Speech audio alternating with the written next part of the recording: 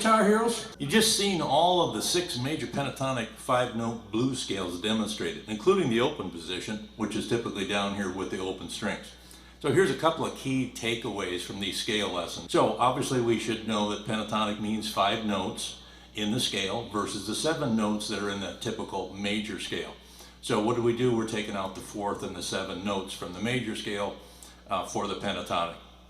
Now after the 5 notes, then those same notes are repeated again, except they're 8 notes higher or twice the tone frequency. Kind of an octave basically is these 8 notes in the do, re, mi, fa, sol, la, ti, do. When you go from the low do, re, mi, fa, sol, la, ti, do, to the next one, you're going up a full octave, and that basically would be 7 notes on the 8th note is when you jump up in the next octave. Now, the other thing that's kind of important is, and hopefully you've been able to see this, is position 1 of all of these scales is all determined by the low E string. And so that's why the E minor position 1 is up at the 12th fret, because that's the E. And of course then would be, F at 1, and G is going to be 3, and A at 5, and B is 7, and 8 is going to be C, and then 10 is going to be D, and then of course then we're back up to 12 to the E. Now the next thing is major scale pattern in position 1. That pattern is exactly the same as the minor pentatonic scale 3 frets down. So as an example, if we're going to play in A, and we're playing this standard pattern,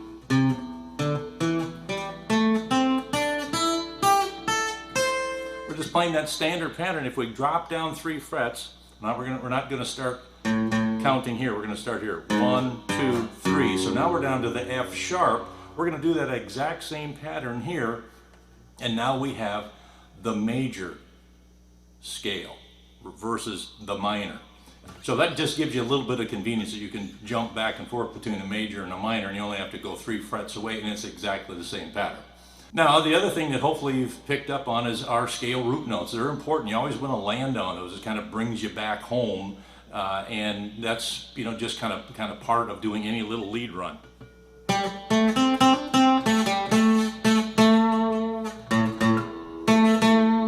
We always want to land on that home base, which is basically the key root note for that particular key.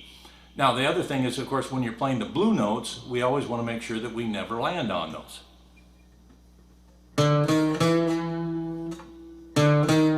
We don't want to land on it, because that's what you get, right? But when we pass through, they sound good.